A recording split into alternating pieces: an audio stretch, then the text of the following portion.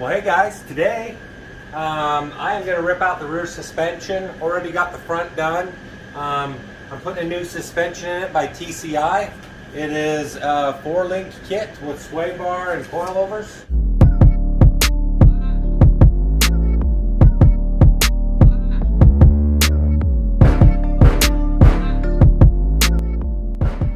This is the kit for 73 to 87 C10. So it's a C10 kit, but I'm putting it on a K5 Blazer. There's some stuff that is different. And with it being a 73 to 75 K5 Blazer, it's a lot different than the newer K5 Blazers that are 76 to 80, I think it's 82 or something, on 2-wheel drive. The difference is the floor pan on this side. There's a hollow spot in here, and I'm just going to cut this out to make the bracket work for the C10. On other Blazers, you have the floor that drops right here, and the frame is different in this section too. So something to think about there. And where the frame's going to mount the frame brackets, I'll show you those here. We're going to have to do some modifications, but we're going to start tearing this thing down. I'm going to give you some detailed instructions on how I'm going to modify it so you can kind of see. That'll help you guys if you're doing the same thing I'm doing. But if you're not, this is kind of a rare vehicle. They didn't make many 2-wheel drives, and the ones they did make, some reason people converted them to 4-wheel drives. They've done a bunch of things. They just weren't useless to some people. Everyone thinks these should all be 4-wheel drive. So we're going to get this kit installed. Let me show you what it is. I don't have all the hardware here, but this is the main kit. This is all the bracketry, everything ready to go with the sway bar, everything. I upgraded with the sway bar, so this thing will handle awesome, I hope. So I like this kit. It was the best one on the market that had the best quality. And these brackets, a lot of these kits, it's just this bracket you put in and you bolt in. I like this kit because it has this whole other bracket here for bolt-on reasons. This wouldn't be that hard to weld, and I could easily weld it, but I don't know, I just felt like I needed to bolt on this kit. That's why I went with this. I could have custom made my own, but this was a decent kit, and I'm very happy with this. There's a lot of other kits on the market, and this one just was far above all the others. So, and the other thing is this sway bar. The other kits, the sway bar and well, let's not talk about the sway. The sway bar mounts in a good spot. It actually mounts to these versus other ways they're mounted, and on a Blazer it's tough. And the pan hard bar, which is right here, the long bar, it mounts from this side of the spring to where it's going to mount right here. So it does not mount on the back. I don't have a ton of room here with the gas tank in the way, so I didn't really want to have a pan hard bar on the back or on the top. Some of the other kits, it runs it right through here, and it makes it really tight. I'm sure I've got space, but figure this will be a better route. So I'm going to start getting the leaf springs off, unbolt the axle, unbolt the brake lines. I'm going to leave the axle up here because I want to do some fitment. Let's get moving.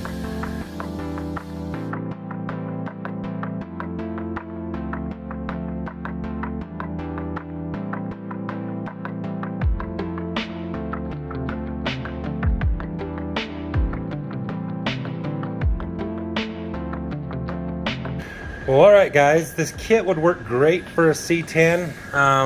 My Blazer frame is a lot different than the C10.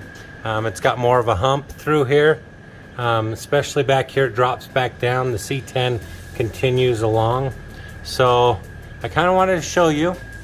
This is the difference between a Blazer and a C10, and then the bracket here are different. So can't seem to find these. You can't buy these, so I'm gonna stick these aside after I take them off and save them. But that is the difference between a 2-wheel drive and a 4-wheel drive. So I had to modify my C-notches. So you can kind of see here, let's flip this thing around. You can kind of see that the C10 C-notch right here is just straight across. I had to cut and modify and make my C-notch not quite so square.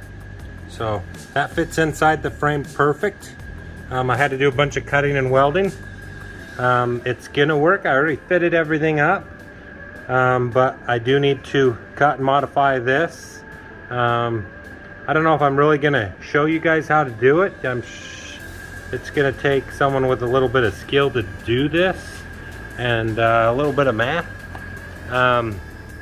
This is the back, the outside part of the C-notch.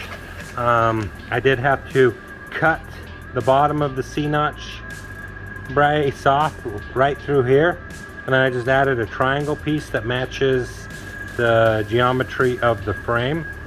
And then just to stiffen it up, because the top part of this isn't going to be bolted, so I added this bracket here, and this kind of comes across, and this matches the line on the driver's side of the frame because of the shock notch in the frame. So that guy's just going to slide in like so. I gotta give it a little whack.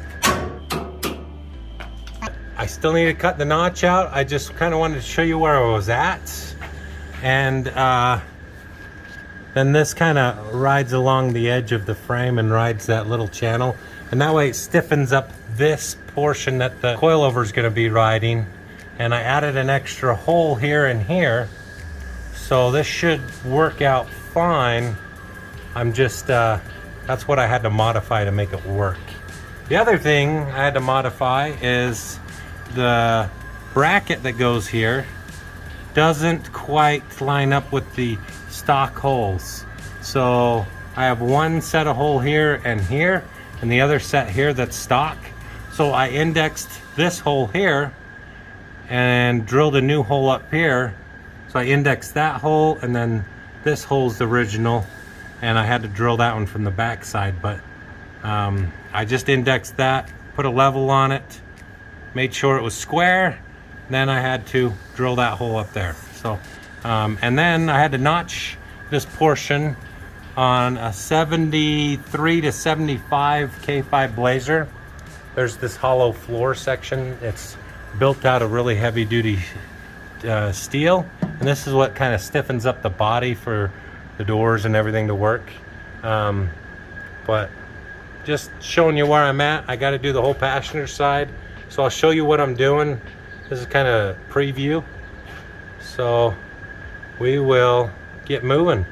I've got this hole and I got this hole, and I'm lining the edge of my bracket up with this hole here that's in the frame. It's exactly on both sides in the exact same spot. I don't have an exact measurement from the end of the frame, but I can give you guys that. I will post it right here. I did cut the bottom of this off, so I'm going to take these rivets out here, and then I'll place this bracket on the bottom here, and then we'll figure out the pie piece that goes in there.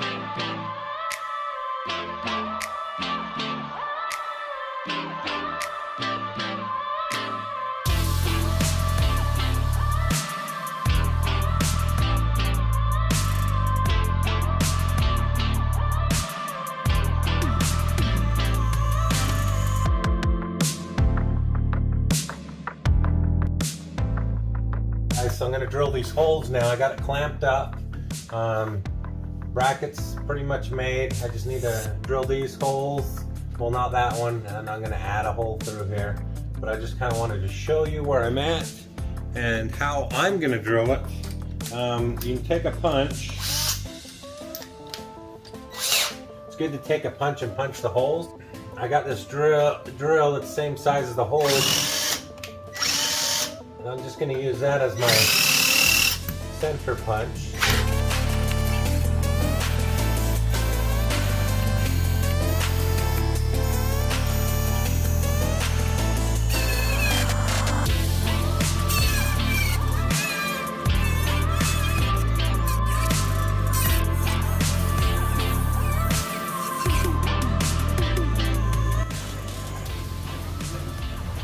All right, basically just cut the top off.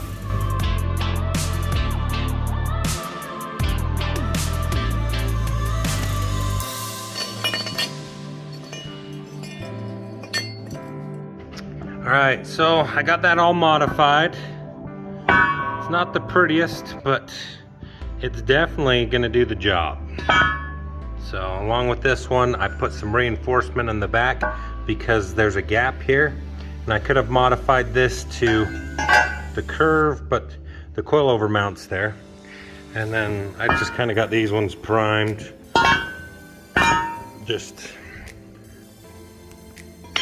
And then I got this one, and then I reinforced the back of this one for the frame, how it has that little notch. So there's some reinforcements in there. Yeah, just figured I would show that. I'm gonna get these primed. I need to take the rivets out of the spring hangers here. And the way I do it is I got a 90-degree cutoff wheel, and I'm just gonna put an X in it.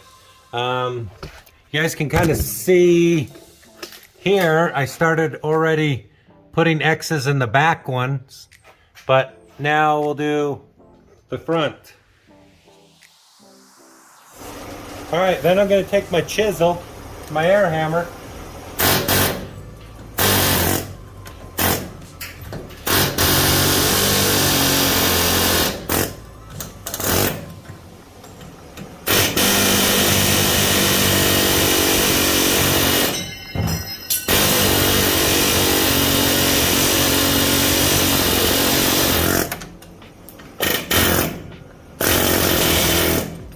then what I'm gonna get is a pointed part here, and I'm gonna just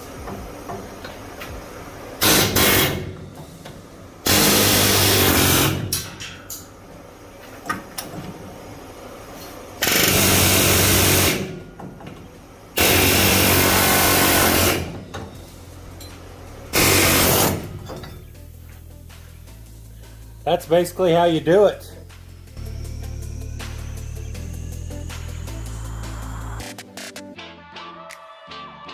Hey guys, so I've got to notch the floor here. This isn't the actual floor, this is a hidden compartment here to stiffen up the body on these full convertibles.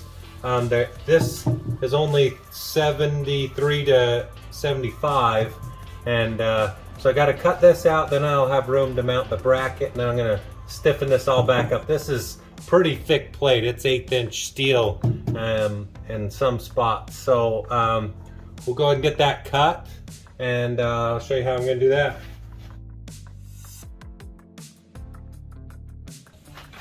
Well, that's not bad for a Sawzall. That's pretty square. So kind of here's a close-up view of what you have in here.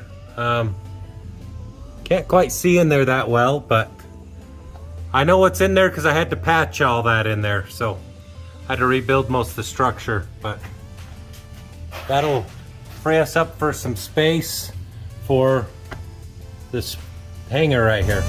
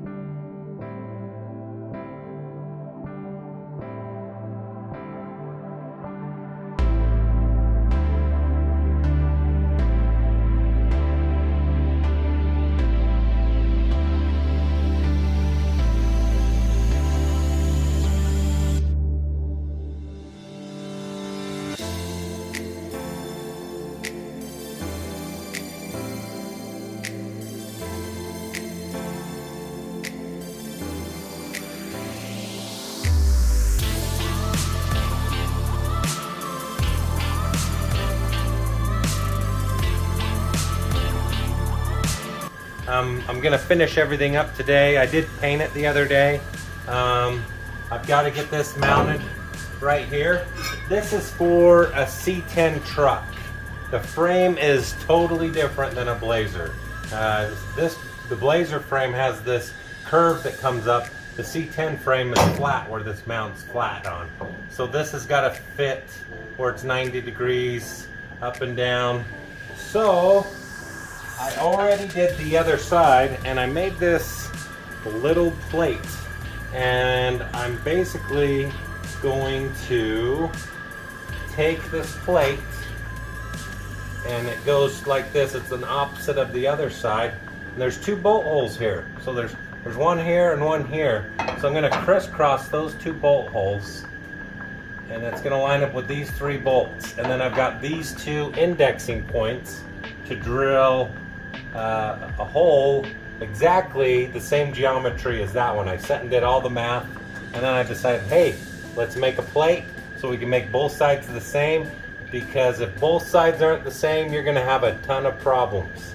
So this is my way of making sure they are dead on.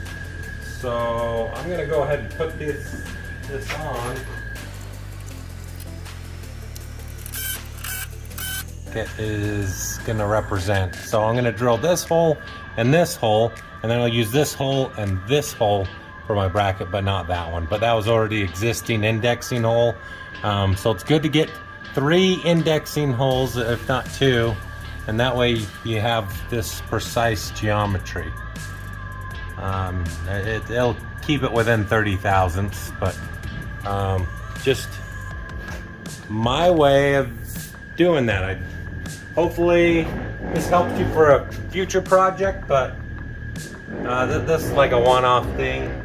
And if the guys over at TCI want kind of this plate and some of the geometry I've done, I've got all that documented, so I'll send that over to them if they want to produce this kit. So but this is the way you can get a fully bolt-on kit. So if these guys want to modify this and there's a demand out there, maybe it'll help you guys. So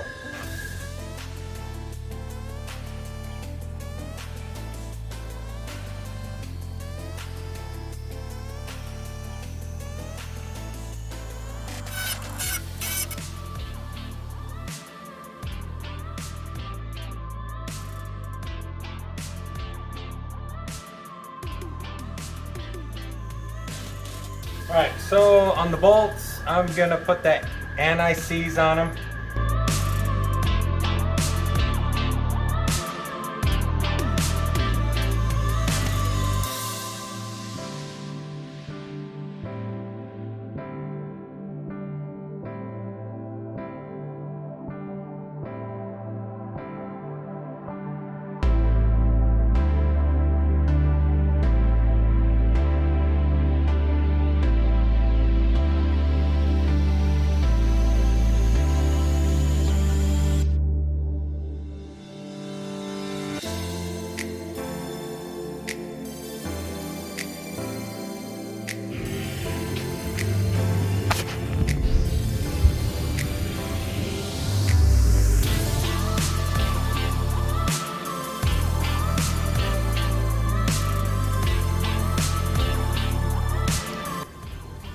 Alright, hey guys, we got the suspension all done on the rear.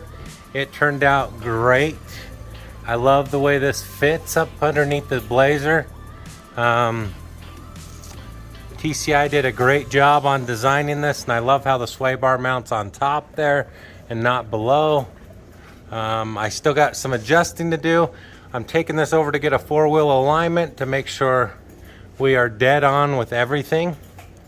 But I just wanted to share this with you guys, and I'm pretty happy how it turned out. It looks great. Guys, hit subscribe, check out more of my videos, and thanks for watching. I appreciate you guys, and stay tuned for my video coming up. I'm gonna give some stickers away to you guys, so cool. Thanks, guys. Hey guys, this thing looks amazing. It sits nice and low. It's still streetable. It is awesome. This is the highest setting on the rear, so this thing can go about 4 more inches lower. but I'm excited. Let's go out and test this thing out. I'm really curious how she's gonna do.